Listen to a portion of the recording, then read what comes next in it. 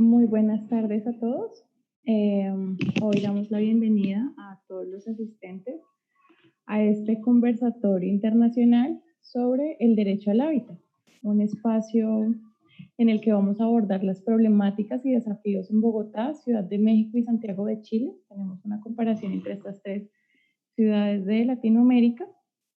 El objetivo de este espacio, de este encuentro, es reflexionar y debatir sobre las problemáticas y desafíos en esta temática en tres capitales latinoamericanas. Hoy nos acompaña el profesor Eduardo Torres, es docente de la maestría en Arquitectura, Ciudad y Territorio de la Universidad Nacional Autónoma de México, quien estudió la licenciatura en Antropología Física en la Escuela Nacional de Antropología e Historia.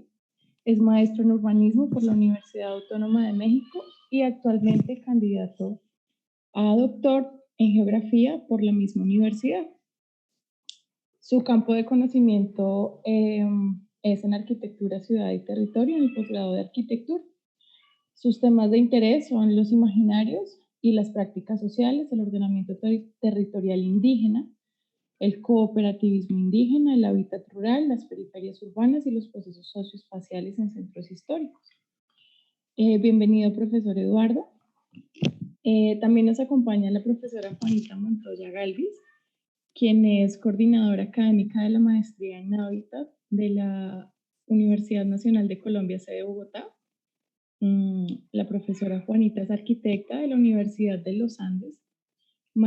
Tienes una maestría en arquitectura con énfasis en diseño urbano del Politécnico de Turín y es doctora en arquitectura y urbanismo de la Universidad del Biobío. Trabaja en temas de sostenibilidad urbana en escenarios informales. Bienvenida, profesora Juanita. También hoy nos acompaña el profesor Carlos Lange Valdés.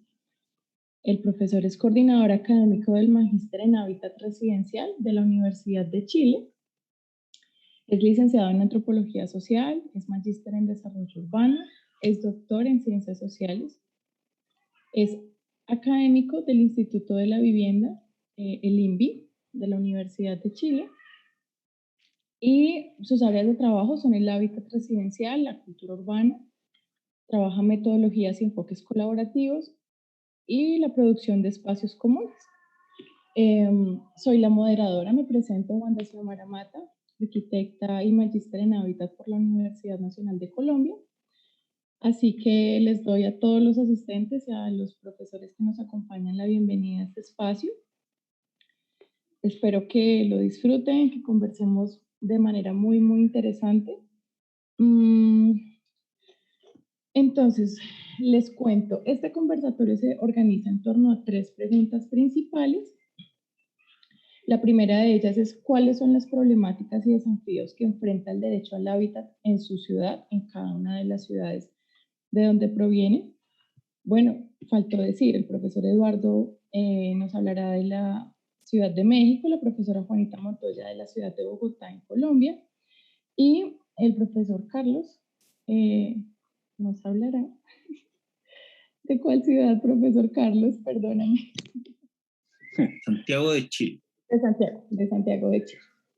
Entonces, tendremos estas tres preguntas. ¿Cuáles son las problemáticas y desafíos de cada una de sus ciudades en torno al derecho al hábitat? La segunda es cuáles son las propuestas que se discuten actualmente en su ciudad para abordarlos. Y la tercera, cómo se abordan dichas problemáticas y propuestas desde los programas de magíster en cada uno de los escenarios donde ellos trabajan. Cada uno tendrá un espacio de 10 minutos para hacer su presentación. Y al final tendremos una conversación, unas preguntas de debate.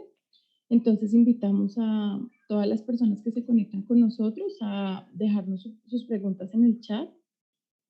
Las iremos recogiendo para tener una conversación bien amena y bien interesante al final. También ustedes, profesores, pueden formular sus preguntas en torno a lo que sus compañeros expongan, los demás panelistas. Y ya, tenemos una hora de encuentro para finalizar esta conversación, así que bienvenidos y profesor Eduardo, tienes la palabra. Muchas gracias, Wanda. Antes que nada, quiero agradecerle a Carlos Lange la invitación que nos hizo a Juanita y a mí a participar en este conversatorio en un tema polémico dentro del contexto de nuestras ciudades latinoamericanas y polémico también a veces en cierto sentido en el programa en el que yo estoy, ¿no? Pero bueno, voy a comenzar, voy a tomar el tiempo de los 10 minutos. Lo que debemos hablar es del derecho al hábitat y las problemáticas, desafíos en 3 ciudades latinoamericanas, principalmente Ciudad de México, donde yo soy, Bogotá, donde es la profesora Juanita, y Carlos nos hablará de Santiago de Chile, ¿no? En el caso, partiendo de esta primera pregunta de cuáles son las problemáticas y desafíos que enfrenta el derecho al hábitat en Ciudad de México, hay que hacer una distinción a diferencia de lo que es la ciudad de Bogotá y su zona metropolitana, que corresponde a un mismo territorio. Asimismo también en el caso de Santiago de Chile con su zona metropolitana corresponde a una misma región. Y en el caso de la Ciudad de México, el problema es un poco diferente, ¿no? Porque por un lado se tiene lo que es el Distrito Federal, ahora el estado número 32, que es la Ciudad de México, y por otro lado su zona metropolitana, que la rodea, incluyendo también una parte en la zona sur de la Ciudad de México, pero que son 2 entidades completamente distintas, ¿no? Entonces, en el caso de la Ciudad de México, yo hice un sondeo con estudiantes y profesores de posgrado en arquitectura, principalmente en algunas clases que yo imparto, para saber cuáles son las problemáticas que guarda la Ciudad de México y en cierto sentido también los desafíos, ¿no? En cuanto a las problemáticas, podemos mencionar la inseguridad y la violencia, la discriminación, que no hay inclusión de todos sus habitantes, la violencia de género, la segregación socioespacial y residencial, la calidad de vida deficiente en las periferias de la Ciudad de México, la falta de oportunidades a personas de menores ingresos, el despojo de suelo de conservación, la invasión de suelo de conservación, el costo excesivo de vivienda para clases baja y media, la pobreza, el cambio de uso de suelo y la falta de agua, ¿no? Pero esto es en el caso de la Ciudad de México, si le sumamos la zona metropolitana de la Ciudad de México y en particular el Estado de México, las problemáticas crecen, ¿no? Estamos hablando de 2 órdenes urbanos completamente distintos, aun cuando desde hace 30 años se habla de una coordinación metropolitana, pero esa coordinación metropolitana solamente está en índoles económicos y no en cuestiones de desarrollo urbano, ¿no? En cuanto a los desafíos que guarda la Ciudad de México, tenemos que un gran desafío es la centralidad de servicios en relación a la periferia, el centro de la Ciudad de México y sus ciudades centrales en cada una de sus alcaldías o municipios o comunas en el caso de Chile, todo está centralizado, ¿no? Hacer una ciudad más segura para todos, una creación de políticas públicas integrales, vivienda más suelo, instrumentos para ejecutar las políticas públicas, regulación del mercado inmobiliario, regulación del uso del suelo, una alta degradación ambiental, una falta de agua. El agua que se consume en la Ciudad de México viene de otras entidades federativas, principalmente algunas conectadas al sistema Cutzamala, ese sistema Cutzamala viene principalmente del occidente, de la zona oeste de la República Mexicana, y hay otras delegaciones, alcaldías en la Ciudad de México que esa explotación del agua viene de mantos freáticos, y en una ciudad que antiguamente era un lago, el hecho de que a veces no llueva o que se retrasen las lluvias, pues esos mantos freáticos no dan para satisfacer esas necesidades de agua, ¿no? Otro desafío importante es el acceso equitativo a servicios públicos en toda la ciudad, y otro desafío es la corrupción gubernamental, que aun cuando es un proyecto del actual presidente, pero si esta corrupción ha ponderado durante casi 80 años, en 6 años no es así como la vuelta de la rueda, ¿no? ¿Cuáles son las propuestas que se discuten actualmente en la Ciudad de México para abordarlas?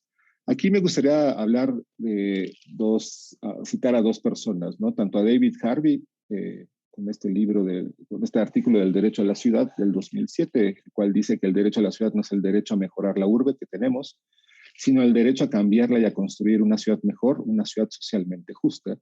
Y Enrique Ortiz, que es arquitecto, que fue director de COPEBI y ahora es director de la Coalición Internacional del Hábitat en América Latina, él dice que el derecho a la ciudad no se refiere a la ciudad como hoy la conocemos y padecemos, sino a otra ciudad posible, incluyente que permite la diversidad, la solidaridad, la participación y la convivencia social. En este caso, la Ciudad de México, cuando se erige ya con un gobierno elegido desde sus propios habitantes desde 1997. Hay que recordar que históricamente la Ciudad de México o Distrito Federal, como era denominado, la decisión del gobernante era derecho del propio presidente elegirlo, ¿no? Desde 1997, todos los ciudadanos, en una cuestión de democracia, eligen al jefe de gobierno primero del Distrito Federal. A partir de Marcelo Ebrard es denominado como jefe de gobierno de la Ciudad de México, ¿no? Y se pugnó por buscar y crear una constitución política en esta idea de crear el estado número 32 denominado Ciudad de México, ¿no? Y es así que en el 2016-2017 se crea la Constitución Política de la Ciudad de México, y en torno a esta temática que estamos hablando del derecho al hábitat, pues existen principalmente en el capítulo 2, que refiere a los derechos humanos, entre el artículo 6 y el artículo 14 de esta Constitución Política, se habla del derecho tanto a la ciudad y el derecho al hábitat, ¿no? Y a la par se crea este Instituto de Planeación Democrática y Prospectiva, que tienen 2 arduas tareas, ¿no? Por un lado, el proyecto del Programa General de Ordenamiento Territorial de la Ciudad de México, que es la primera vez que se hace un proyecto a largo plazo. Por lo general, siempre los proyectos de ciudad abarcan los periodos lectivos de los gobernantes 6 años, y es como apagar el coche y volverlo a encender cada 6 años. Y por lo menos ahora ya vemos, ahora sí que nos dedicamos a la academia y también los críticos, vemos un programa a largo plazo, pero esto no quiere decir que ya teniendo estos 2 proyectos, tanto el de ordenamiento territorial y el Plan General de Desarrollo, sea una bonanza, ¿no? En el caso del proyecto del Plan General de Desarrollo, pues abarca una serie de puntos que están principalmente basados en los objetivos de desarrollo de Naciones Unidas. Y en este caso, el proyecto del Plan General habla de la ciudad igualitaria y de derechos de ciudad de cuidados y de bienestar, la ciudad próspera y dinámica, la ciudad sustentable, sana y resiliente, la ciudad con el equilibrio y orden territorial, ciudad en paz y con justicia, la ciudad innovadora y basada en conocimiento, y la ciudad de gobierno honesto, cercano y buena administración. Pero la crítica sería que la Carta de los Santos Reyes es muy bonita. Si aterrizamos esto a la realidad, y por lo menos aún con la Constitución que está ya vigente desde el 2017, si uno recorre las noticias de este último mes, puede ver que en la Ciudad de México ha habido un sinfín de despojos, ¿no? Entonces, aquí puse algunas citas de un periódico independiente que es Pie de Página, en el cual menciona, ¿no? El futuro de la Ciudad de México se discute en lo oscurito, el futuro de la ciudad en un instituto sin participación de los ciudadanos. Los pueblos y barrios originarios rechazan nuevas centralidades del gobierno de Sheinbaum. Y lo último, así por recuperar suelo de conservación, el gobierno de la ciudad deja sin casa a más de 40 familias, ¿no? Hay un artículo bastante interesante de Víctor Delgadillo publicado en el 2012, al inicio de la presidencia de Peña Nieto, y hay una cita que dice, ¿no? Plasmar demandas sociales en una ley o constitución no significa que éstas se conviertan automáticamente en derechos en estricto sentido, pues se requiere de normas secundarias que precisen su contenido como de instrumentos para su realización efectiva, ¿no? Pero aún así, teniendo esta realización efectiva, el problema es que realmente los funcionarios las cumplan, ¿no? Y que muchas veces, por ser de un partido o de una ideología diferente, no lo cumplen, ¿no? ¿Cómo se abordan dichas problemáticas y propuestas de nuestros programas de posgrado? En el caso del programa de maestría y doctorado en arquitectura, que está compuesto de 5 campos de conocimiento, que es, uno somos nosotros, arquitectura, ciudad y territorio. Los otros 4 campos son arquitectura, desarrollo y sustentabilidad, diseño arquitectónico, restauración del patrimonio y tecnología.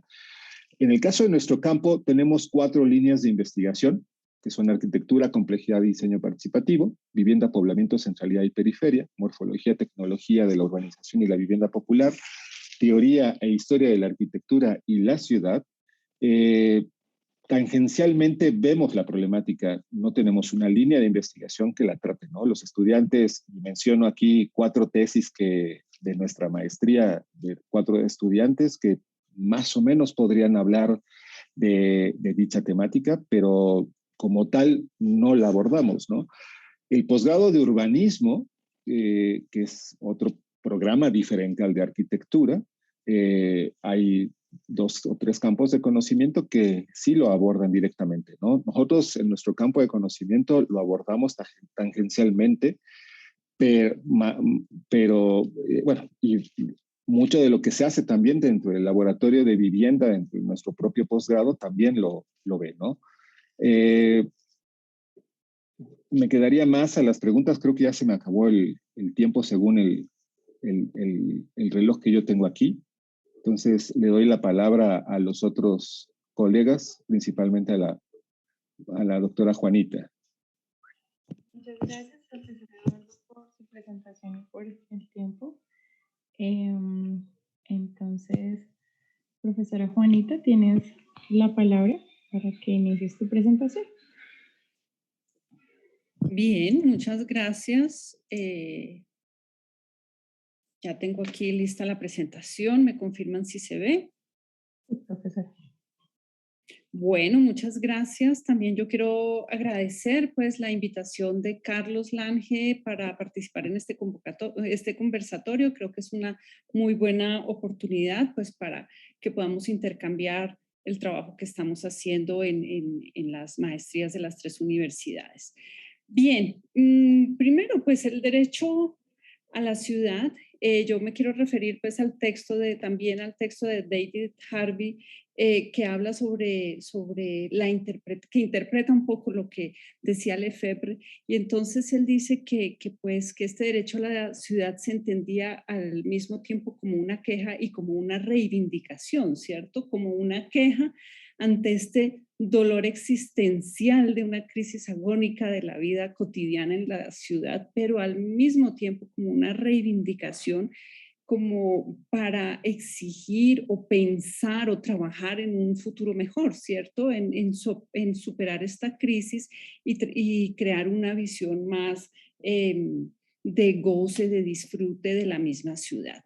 El derecho al hábitat, entonces, el derecho a la vivienda, a la ciudad, perdón, entonces lo podemos entender como la idea de vivir y de disfrutar la ciudad, ¿no? De utilizar, ocupar, producir, transformar, gobernar todos estos asentamientos urbanos de manera segura, inclusiva y con una vida digna, ¿cierto? Ya el derecho al hábitat, pues entonces tiene que ver con la vivienda adecuada, el agua y saneamiento básico, el medio ambiente sano, los servicios de salud, de educación, transporte, es decir, todo esto supera el mismo hecho puntual de la vivienda. Esta es Bogotá, la mancha urbana de Bogotá, ¿cierto? Localizada pues aquí sobre los cerros orientales, aquí el páramo de Sumapaz y bueno, ya totalmente conurbada con otros municipios acá y sobre esta parte también al norte. Pues tiene una realidad hoy de un altísimo déficit de vivienda, déficit cuantitativo, pero mucho más alto como déficit cualitativo, ¿no? Y una fuerza muy poderosa de la producción de vivienda informal, ¿no? Mientras el sector formal produce 30.000 viviendas al año, las comunidades construyen 20.000 viviendas de origen informal. Una ciudad muy segregada, ¿no? Con grandes índices de desigualdad. Aquí vemos en amarillo y en crema y café todas la localización de los hogares de menores ingresos en la periferia, lejos de los centros urbanos, con problemas de movilidad, localizados en áreas de,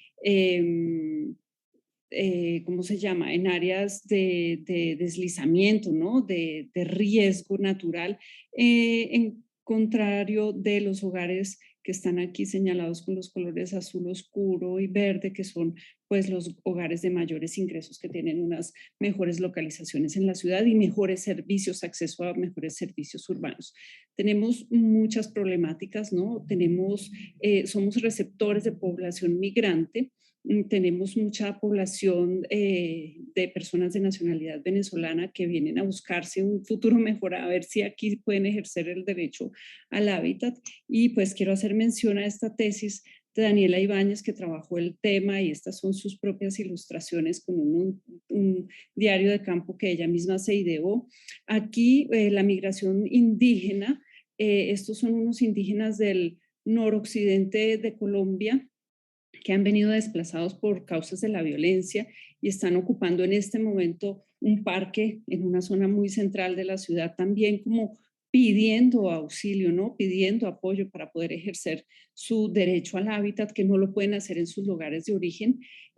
La problemática, pues que eso sí todos la vivimos, del cambio climático, de la contaminación, la pérdida de recursos naturales, el tema de la pandemia que nos dejó con unos altos, o que nos está dejando porque no se ha acabado, con unos altos niveles de pobreza y que han hecho que se extiendan los barrios informales en la periferia de la ciudad. Hemos hecho en la maestría un seguimiento a estos barrios que están sobre los cerros orientales de la ciudad. Hemos hecho un seguimiento por aerofotografías y también con visitas desde el 2019 y hemos visto cómo se han consolidado o densificado pues estos barrios informales sobre los cerros, ¿no? Esto, especialmente estos dos sectores también son espacios de conservación, ¿no? Conservación ambiental. ¿Y qué se ha hecho? Lo mismo se ha hecho, pues se ha hecho mucho porque realmente se ha trabajado, pues, llevamos 40 años de programas de mejoramiento integral de barrios.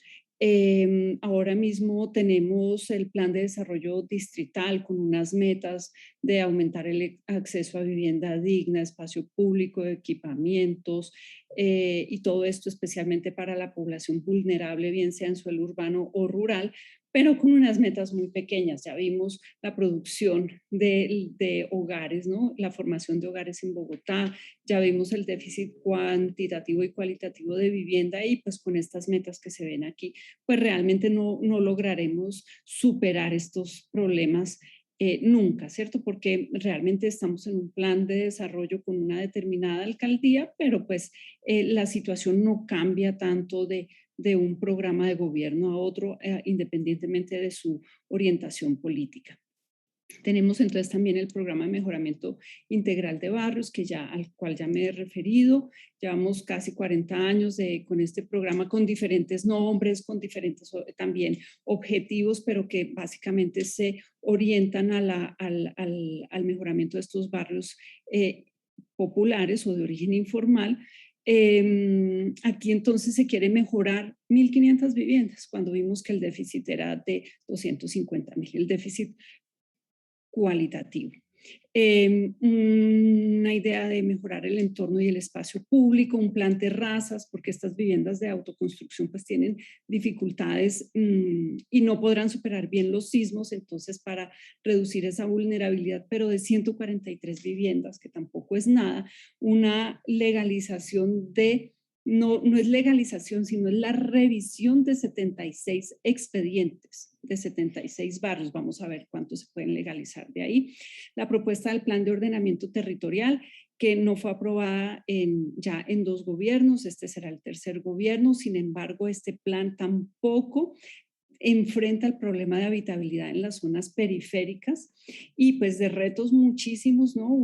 Formular una verdadera política de vivienda, no de financiación, una vivienda de calidad, que esté localizada en sectores donde haya verdaderamente una accesibilidad, ¿cierto? Una movilidad, una calidad en área. A veces es preferible vivir en estas viviendas informales que en estas viviendas formales, pero sin ni siquiera vías de acceso, ¿no? Y esto es a 5 minutos de distancia lo uno de lo otro. Y también muy importante el derecho al agua y al saneamiento básico. Estos barrios informales tienen acceso al agua, pero de unas corrientes muy precarias, ¿cierto? Por lo menos seguimos teniendo quebradas algunas fuentes de agua, pero esto se recoge con manguera. Y ya por todos es sabido por la Organización Internacional de la Salud que hay que garantizar el derecho al agua potable independientemente de si los barrios son legales o no. ¿Qué hacemos en la maestría? Pues tenemos 4 líneas de investigación, también tenemos 4 grupos de investigación bastante fuertes y bien rankeados en el sistema de investigación colombiano y sobre todo hacemos tesis de maestría. Las tesis por lo general son tesis que responden a problemas concretos, ¿cierto? Que también proponen soluciones concretas ante estas temáticas del hábitat en Bogotá, pero también en todo Colombia. Tenemos proyectos de extensión solidaria, uno de ellos es Universidad al Barrio, donde se conforma un grupo de estudiantes, incluso también de egresados y voluntarios de otras universidades, que vayan a los barrios donde se está trabajando y a revisar pues estas condiciones de las viviendas y a proponer los proyectos que después pueden participar por estos subsidios para el mejoramiento de vivienda. Tenemos un proyecto de extensión solidaria en el Guaviare, en un departamento del sur de Colombia, en un asentamiento de excombatientes de las FARC, ¿no? Los excombatientes, después de la firma del acuerdo de paz, se conformaron estos centros poblados que, bueno, han tenido diferentes nombres, pero allí estamos trabajando también, organizamos el diseño arquitectónico para la Casa Cultural. Hacemos publicaciones, eventos como estos son muy importantes y también estrechar los lazos con otras universidades, bien sean nacionales o internacionales. Hicimos un encuentro muy interesante con 11 posgrados en Iberoamérica y esperamos que podamos hacerlo también con la UNAM y la Universidad de Chile. Tenemos cursos conjuntos con otras universidades y sobre todo redes de investigación. Pero repito nuevamente, lo más importante son las tesis, son esa producción de nuestros estudiantes, que son los que pueden ir 10 minutos, los que pueden ir a los territorios también y trabajar directamente con las comunidades. Muchas gracias. Muchas gracias, profesora Juanita, por su presentación y todo el panorama que nos presenta sobre la ciudad de Bogotá. Ahora doy la palabra al profesor Carlos para que haga su presentación sobre Santiago de Chile. Muchas gracias, Wanda. Bueno, yo les agradezco también a los colegas que hayan aceptado la invitación nuestra, ¿cierto?, a participar con nosotros en esta sesión. Es una invitación conjunta, no solamente mía, sino que también de nuestros estudiantes del Magíster en Hábitat Residencial, así que estamos muy, muy contentos de poder contar con ustedes. Yo quiero partir esta presentación, que es bastante sintética, estableciendo algunas consideraciones respecto de algunos hechos que han ido desencadenando la discusión del tema del derecho al hábitat en Chile. Esta no es una discusión nueva, ¿cierto? Pero sí ha ido adquiriendo cada vez mayor relevancia a partir de el estallido, la revuelta social de octubre del 2019, ¿cierto?, que es un hecho que histórico para nuestro país, que se ha documentado también bastante, y que de cierta manera obliga, ¿cierto?, a poner sobre la mesa un tema que tiene mucha relación con la manera como se vive, ¿cierto?, el modelo neoliberal implementado en Chile durante los últimos 40 años y más. Es un tema, el agotamiento del modelo y de cierta manera también las reacciones que este genera están propiciados por un contexto de desigualdad, de injusticia y de ausencia de derechos que aparece con fuerza, como decía, en octubre del 2019, pero que no es nuevo, ¿cierto? Y incluso habían ya bastantes manifestaciones, ¿cierto? Sobre todo por parte de movimientos sociales, etcétera. Habían también importantes investigaciones que reseñaban ese estado de malestar, ¿cierto? En la sociedad chilena. Por ejemplo, los informes de desarrollo humano del PNUD, ¿cierto? Del año, qué sé yo, 2012, 2015, etcétera, que venían también advirtiendo respecto de este estado de malestar. Y en ese sentido, ¿cierto?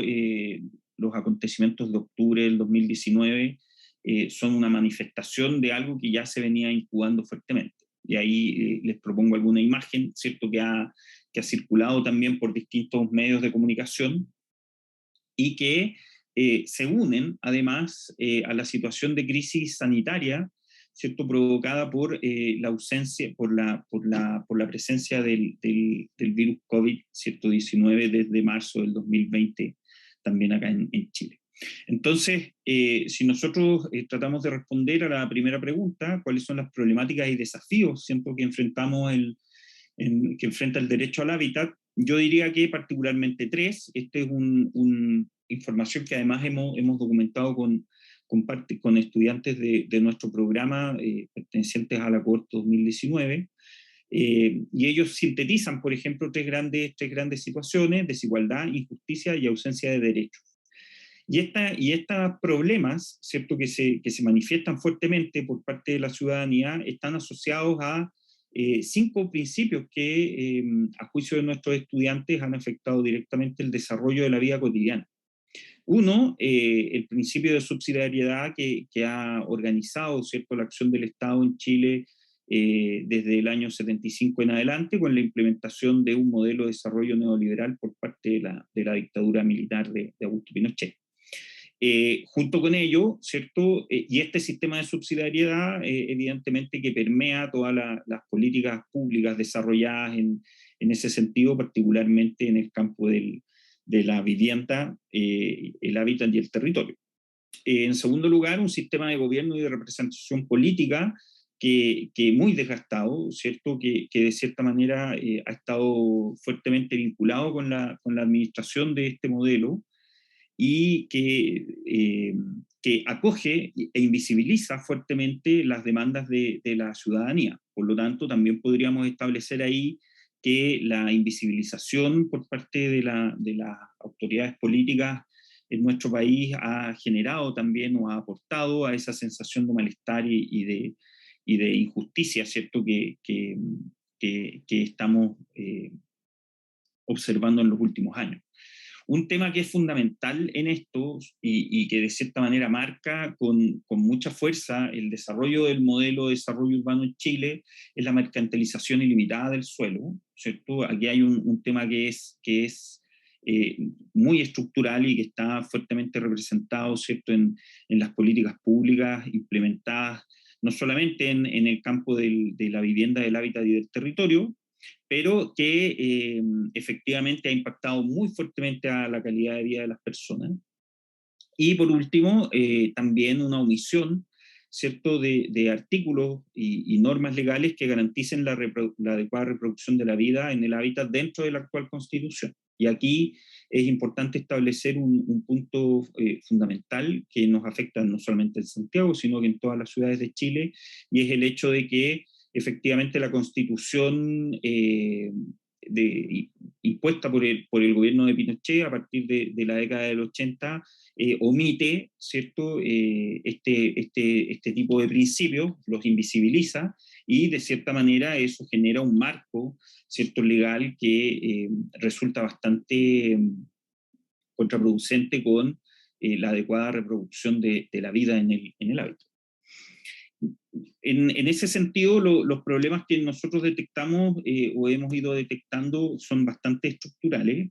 Y cuáles son las propuestas que se discuten actualmente para abordarlo. Creo que es interesante poner sobre relieve el actual proceso de discusión de una nueva constitución que estamos desarrollando en Chile a través de la Convención Constitucional.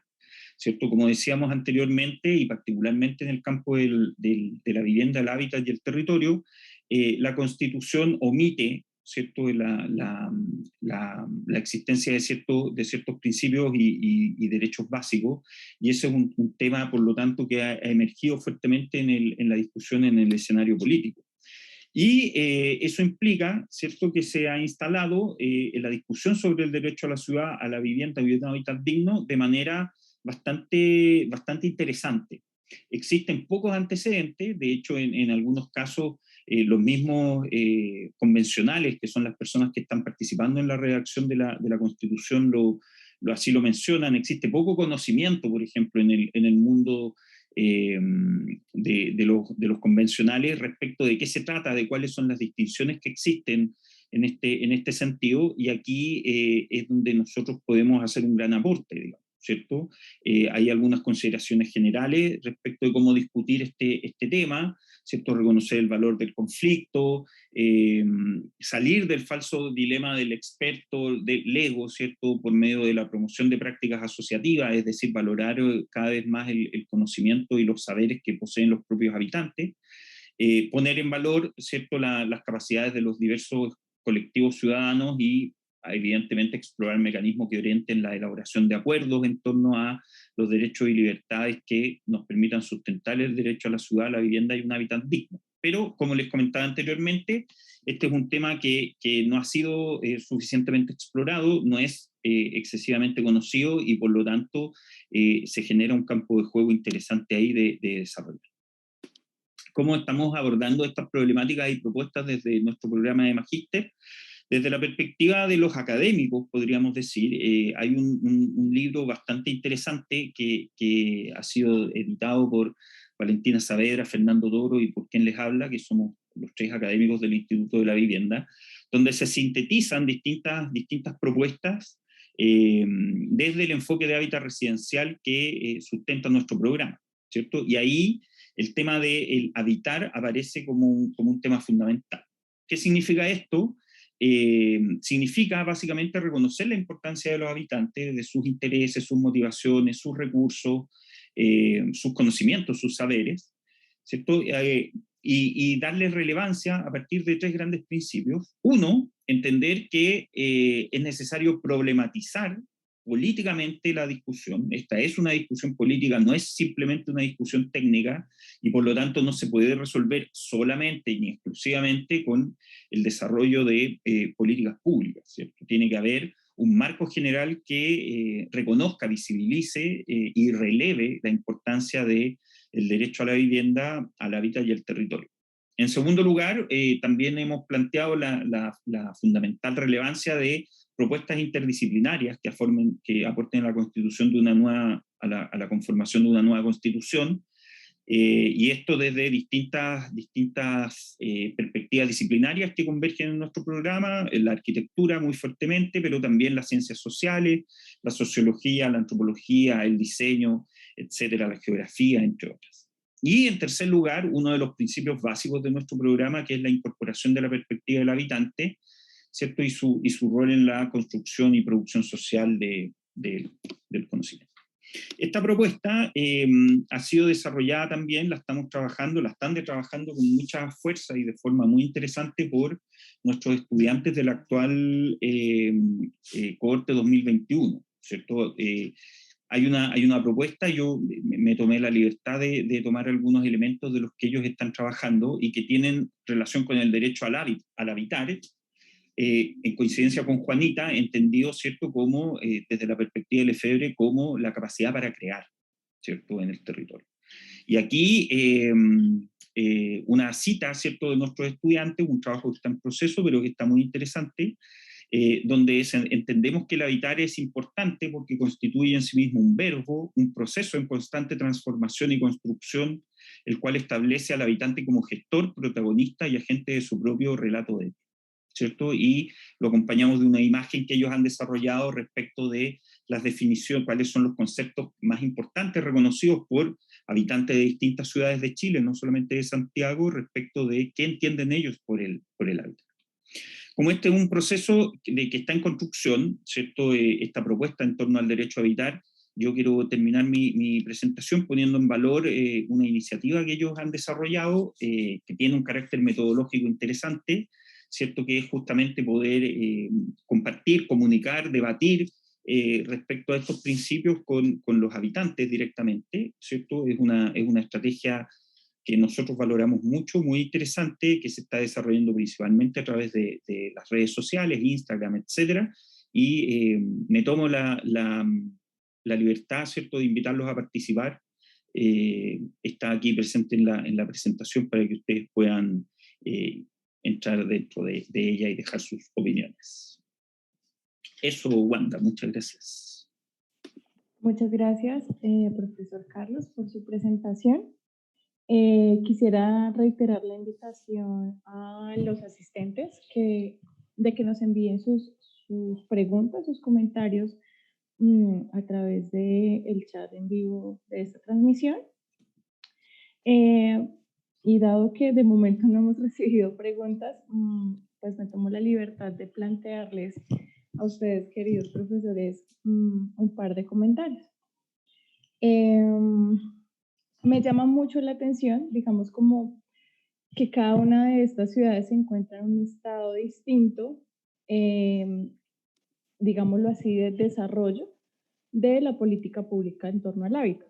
Entonces, nuestro primer panelista, el profesor Eduardo, nos cuenta que en Ciudad de México cuentan ya con una política consolidada, que de hecho es un plan, digamos, de ordenamiento territorial que no es un plan a corto plazo, sino más bien en el mediano plazo, el cual incluye el derecho al hábitat dentro de sus principios.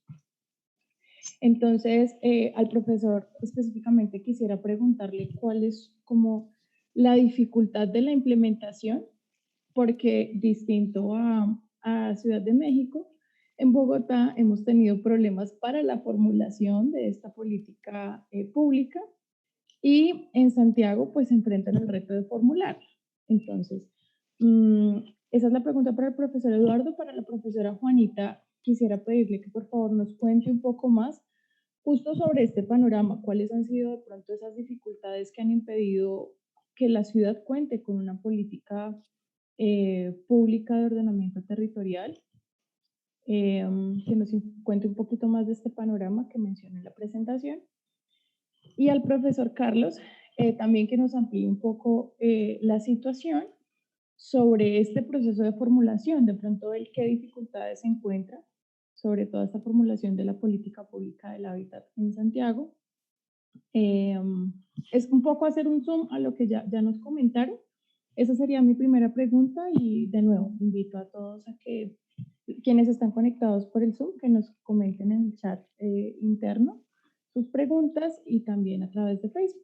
Entonces, si les parece, iniciamos en el mismo orden, el profesor Eduardo, la profesora Juanita y el profesor Carlos.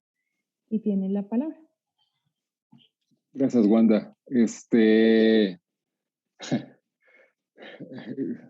Uno tendría que ser político para poder responder ese tipo de situaciones. Una de las grandes problemáticas en la Ciudad de México es un poco la falta de voluntad política, que uno pensaría que teniendo una mayoría representativa ahora en la Cámara de Diputados o en la Asamblea Legislativa de la Ciudad de México, pues puedes empujar cualquier proyecto, ¿no? Pero una de las críticas bastante grandes que se le hacen tanto a la Constitución y a este Instituto de Planeación Democrática y Prospectiva es que no están los ciudadanos contemplados en estas mismas discusiones, ¿no? Cuando este Instituto de Planeación viene un poco a hacer un símil de lo que son los institutos de planeación participativa o de gestión participativa, que en el caso de nuestro país pues tienen una historia bastante grande, ¿no? Y la mayor parte de los procesos de planeación participativa del territorio pues se han hecho, ¿no? A nivel académico, Alejandro Suárez Parellón, que es el responsable del campo de conocimiento en el que yo estoy, pues fue parte del programa parcial del Centro Histórico y cuando hizo trabajos en la asociación civil que él presidía, que es CENVI, pues hicieron varios ejercicios de planeación participativa en Tijuana, en Colima, y lo que haces es dotar de reglas en el territorio en el cual todos participen, ¿no? El problema dentro de la Ciudad de México es que más allá de la visión política que pueda tener un partido, el problema es que te olvides directamente de los que están abajo de ti, ¿no?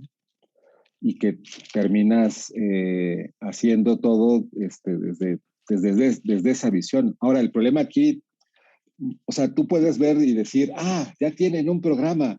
Pues sí, pero el problema dentro de esta ciudad es que cada gobierno que entraba es como, lo pongo en el ejemplo del coche, ¿no? O sea, cada gobierno que entra, cada gobierno que sale apaga el coche y le entrega las llaves al siguiente gobierno y prende el coche y empiezas de cero, ¿no? No por nada México se partía de un programa llamado Plan Sexenal, porque cada 6 años a nivel federal se establecía esos programas. En el caso de las alcaldías y de los municipios ya en una escala menor, están los programas de desarrollo urbano. Pero, por ejemplo, en el caso del Estado de México, que es parte de la zona metropolitana de la Ciudad de México, los programas de desarrollo urbano son programas de desarrollo económico, que no tienen nada que ver con desarrollo urbano. En cambio, en la Ciudad de México, los programas de desarrollo urbano tienen una incidencia en el desarrollo y en lo que tiene que ver no solamente en cuestiones económicas, sino también en cuestiones de servicios, etcétera, etcétera, ¿no? Entonces, para llevar a cabo eso, pues implica tener mucho activismo, ¿no? Veo ahorita la pregunta que puso en el chat esta Carolina de cómo no estar en este extractivismo académico en el cual de repente caemos, o se cae mucho en la academia, pues implica ser activista. O sea, quieres meterte realmente a la participación de que se lleven a cabo las cosas, pues hay que entrarle a ser activista social, ya sea desde las asociaciones civiles o las mal llamadas organizaciones no gubernamentales, y dejar el esnovismo del chupete electrónico, porque más allá de que critiques todo en el Twitter, eso no te hace ser activista social.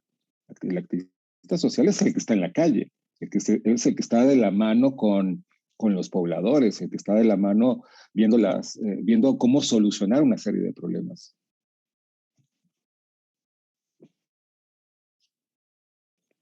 Listo, Wanda. Muchas gracias, profesor Eduardo.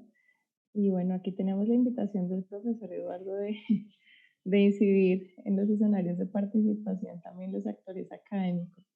Profesora Juanita, ¿tienes la palabra? Bien, gracias. Bueno, una pregunta bien compleja la que me haces porque pues dificultades para aprobar el POT ha habido por montón, ¿no? Primero que todo yo estoy hasta pensando que el mismo instrumento debe, o sea, que se debe cambiar como el concepto del mismo instrumento. El POT actualmente tiene 600 páginas y 400 artículos. ¿Quién se lee eso? ¿No? Entonces, o quién se lee eso, pero también quién está de acuerdo con eso, ¿no? Es muy difícil que una ciudad de 8 millones de habitantes esté de acuerdo con 600 páginas. Lo segundo, bueno, pues hay agendas diferentes, ¿no? Como hay tanta desigualdad en estas ciudades que realmente el índice de Gini es bastante, demuestra pues las grandes desigualdades, entonces hay agendas diferentes en cada sector de la población y por una parte está el gremio de la construcción, por otra parte pues están las comunidades y eso también, esos intereses son muy difíciles de conciliar. Hay también un sector de la población que está trabajando o promoviendo por lo menos un tipo de vivienda social como que la integre un poco más, ¿no? Que un poco con el concepto que trabajan en Chile de la vivienda de integración social, pero ha sido también muy difícil, ¿cierto? En una alcaldía anterior, pues se quiso traer vivienda social a las zonas de altos ingresos y eso pues fue una bomba explosiva, eso es muy, muy difícil. El valor del suelo, ¿no? Dejado pues a la voluntad del mercado, ¿no? Como que si el mercado tiene hasta voluntad y personalidad propia, pues también es un problema muy grave porque con este valor del suelo, pues lógicamente la vivienda social será siempre en la periferia y cualquier intento de ordenar o de quererla traer hacia otro sector, pues va a ser en vano. El POT quiere planear todos los detalles, quiere planear hasta como con una esquizofrenia planeadora del detalle de los edificios, de las cubiertas, de las alturas, de todo esto, y esto también complica mucho esas aprobaciones. Y adicionalmente, pues todo el mundo sabe, y el que no sepa se entera hoy que aquí el problema de la movilidad es muy compleja, ¿no? El problema del tráfico es muy complejo. Somos, yo no sé, creo que la quinta ciudad en el mundo más congestionada o algo de ese estilo. Entonces aquí los planes se basan en eso, en la movilidad. Entonces también creo que eso es una dificultad porque de cualquier manera todo el mundo quiere algo más o espera más del POT y pues es muy difícil obtenerlo, ¿no? Entonces, como les digo, realmente plan de ordenamiento ha habido uno solo y 3 alcaldías luchando por poder aprobar un nuevo plan, ¿no? Entonces, bueno, ahí seguiremos en la discusión y les iremos contando. Gracias, Wanda. Gracias, profe, por este panorama. Sí, es una pregunta difícil, pero creía que era importante como explicar un poco el panorama de nuestra querida Bogotá. Entonces, profesor Carlos, tienes también la palabra. Sí. Creo que al final alcanzaremos a hacer una pregunta más de las súper breve para que alcancemos a contestar las preguntas del chat interno. En Chile yo creo que el principal desafío en este minuto es, uno, saber situar bien la discusión respecto de qué entendemos por derecho a la ciudad, derecho a la vivienda, derecho al hábitat y en este caso también el derecho al habitar. Y para poder profundizar en esa discusión, el principal desafío, a mi juicio, es el de la participación. Digamos. No hay mecanismos establecidos para generar esa participación y lo que estamos haciendo es explorando formas, ¿cierto?, en el marco de esta discusión constituyente. Los mismos convencionales constituyentes así lo reconocen, ellos no saben, no tienen claridad respecto de cómo vincularse con la ciudadanía en esta discusión, y ahí creo que es interesante, por ejemplo, las preguntas que aparecen en el chat. No sé si quieres, Wanda, las puedes leer tú para que los colegas puedan Justo quería de una vez abordar. Conectando con esto, y es que nos preguntan ¿cuál es el rol de los investigadores en hábitat en la construcción de la nueva constitución en Chile? Y también cómo se pueden involucrar activamente los investigadores o los académicos en torno al hábitat en las problemáticas y desafíos planteados.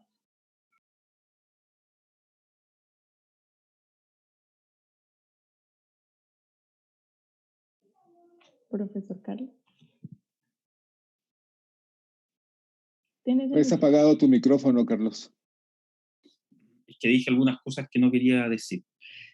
A lo mejor podríamos partir por la experiencia de México, si Eduardo nos puede orientar también en la respuesta a esas preguntas, y Juanita.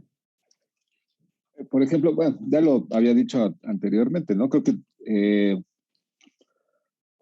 en la actualidad,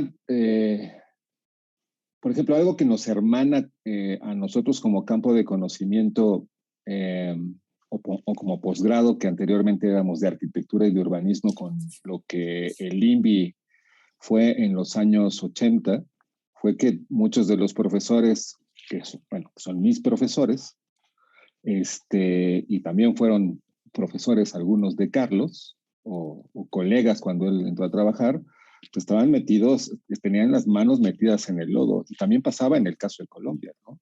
Y también pasaba en el caso del Foro Iberoamericano de Mejores Prácticas, porque eran activistas de la mal llamada vivienda social en México o activistas de la vivienda, ¿no?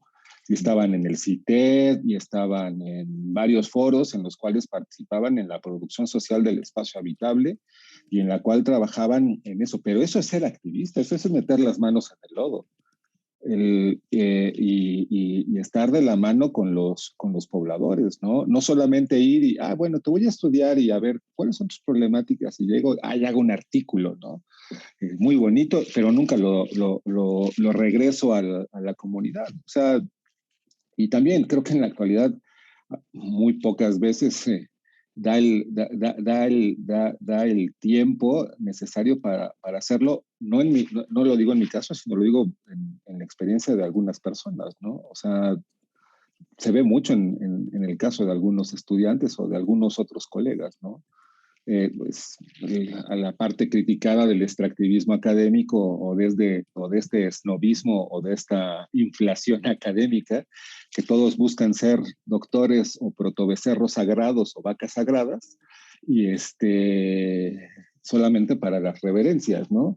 Pero pues realmente muchos de estos problemas que tienen que ver con el derecho a la ciudad, el derecho al hábitat o el derecho a habitar, pues implica meter las manos en el lodo y ir de la mano con cada uno de ellos mismos. Y eso no va a ser una cosa fácil, sencilla y rápida. Ahora sí que las ciudades no se construyen de la noche a la mañana. Cuestión de ver el asentamiento irregular más grande que ahora es un polígono en la ciudad de Lima, que es Villa San Salvador. El hecho de la consolidación de ese territorio en la cual muchos arquitectos metidos en la cuestión de los procesos de autoconstrucción o de producción del espacio habitable, pues hicieron carrera, ¿no? Y es lo que se enseña en las escuelas de arquitectura en la actualidad. Entonces, hay que ser activistas, hay que quitarnos un poco el chaleco de la universidad y el emblema y meter las manos en el lodo. Sí, aquí tenemos por eso el tema de la extensión, ¿no? Tenemos la extensión solidaria o la extensión remunerada. La extensión remunerada son proyectos básicamente como de asesoría que generalmente hacemos al Estado, bueno, cada vez menos, pero es interesante de todas maneras, estos proyectos son interesantes porque llaman a la universidad que participe también en la formulación de política pública, formulación o evaluación de política pública, o pues diferentes, bien sea a diferentes escalas, ¿no? Entonces, la Facultad de Artes, donde está la Escuela de Arquitectura, pues ha participado en la elaboración de diferentes planes de ordenamiento territorial de diferentes ciudades y municipios de Colombia y bueno, ha trabajado en diferentes proyectos y estos que hablamos de extensión solidaria, donde no hay un contrato de por medio, sino hay más bien un acuerdo o un convenio entre una determinada comunidad y la academia. Entonces, estos son dos puntos bien interesantes que tienen mucho potencial y claro, pues tampoco son los más apetecidos, ¿no? No es que tampoco los profesores nos peleemos por estos convenios porque son proyectos que se hacen lo llamamos aquí como cargado a nuestra jornada de trabajo, ¿no? Sin una remuneración adicional como si la habrá en los casos de las asesorías pagadas, digamos, por diversas entidades del Estado. Pero aún así son proyectos muy interesantes que van cogiendo vuelo, que tienen mucho vuelo, pues, y que se han hecho en diferentes momentos de la historia nuestra, ¿no? De nuestra universidad o de nuestra facultad. Y ahora mismo, que no he ni siquiera mirado bien el correo, pero ahora mismo la universidad también sacó unos fondos concursables para proyectos de extensión solidaria. Entonces, ahí nos tocará ver las condiciones, si tenemos las condiciones para participar o no, pero esto ya entonces es una cosa súper interesante porque la universidad destina unos recursos para que nosotros vayamos a trabajar con comunidades y tengamos una remuneración, pues no para los profesores, sino que tengamos unos recursos para poder aportar algo realmente más que nuestra buena voluntad y nuestro trabajo, ¿no? Entonces eso es bien interesante. Y de todas maneras, pues el tema de los libros, las publicaciones, pues yo considero que son importantes porque al fin de cuentas una memoria que queda pues para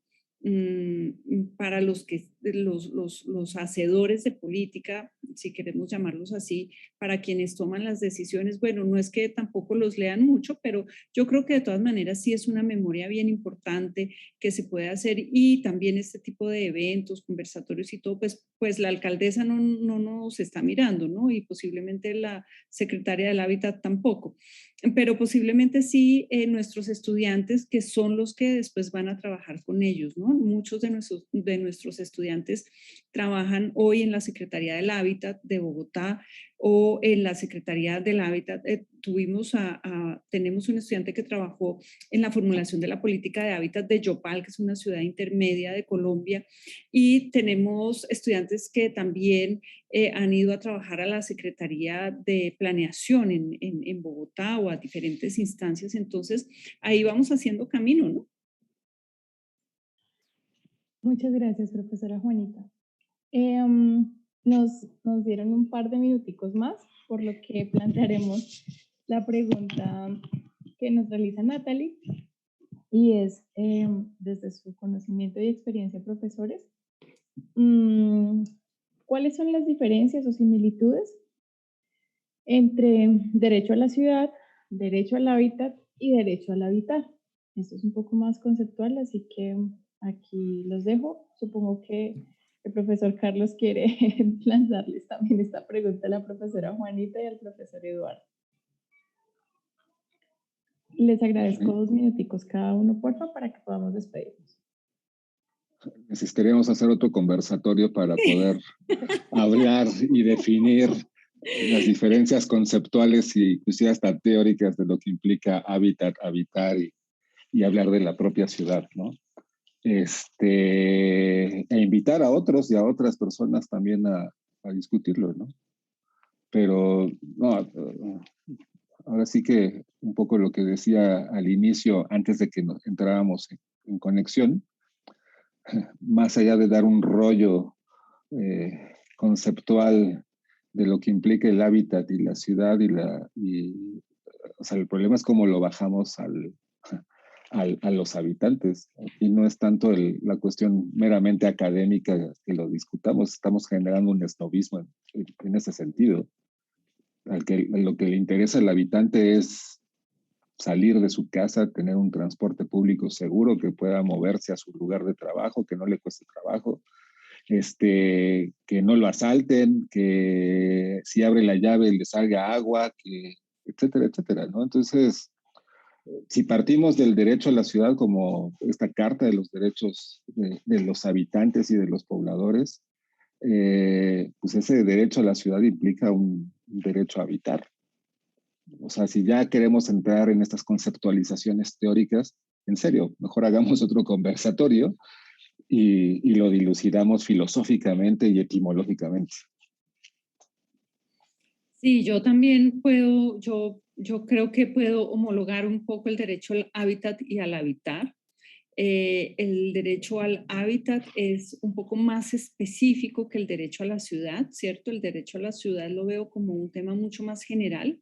El derecho al hábitat un poco más específico, porque de todas maneras, bueno, al hábitat puede ser en la ciudad o puede ser en el área urbana también, pero sí como que el habitante o la persona pueda disfrutar de ese derecho al hábitat, ¿no? De ese hábitat digno, donde efectivamente pueda desarrollar toda su personalidad de una manera adecuada y que tenga una vivienda adecuada, pero también unos servicios que apoyen las actividades que se desarrollan en la vivienda, ¿no? Ahí pues nos podemos quedar también unas buenas horas, pero sí, creo que lo importante es ver que ese derecho al hábitat es como una parte ya más específica del derecho a la ciudad y que se relaciona también con la construcción de un futuro mejor, ¿no?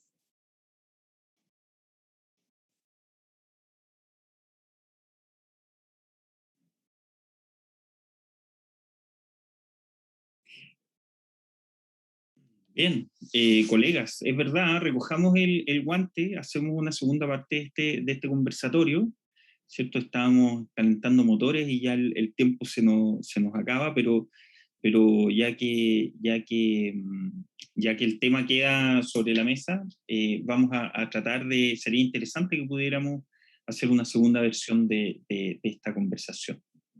Así que, bueno, en nombre de la Universidad de Chile y de la Facultad de Arquitectura y Urbanismo, les agradecemos mucho la posibilidad de conectarnos, ¿cierto?, en esta conversación. Estamos trabajando en una agenda de actividades conjuntas, les cuento a nuestros asistentes, así que nos verán nuevamente debatir y conversar en las redes sociales, ¿cierto?, ojalá también con la participación de nuestros estudiantes. Bien, entonces damos por cerrada esta sesión. Cualquier pregunta, consulta que haya quedado planteada, o sea, sin plantear, pueden escribirnos al correo electrónico y con gusto vamos a responderlas. Que estén muy bien. Muchas gracias a todos. Buenas tardes a todos. Gracias a todos. Muchas gracias. Buenas tardes a todos.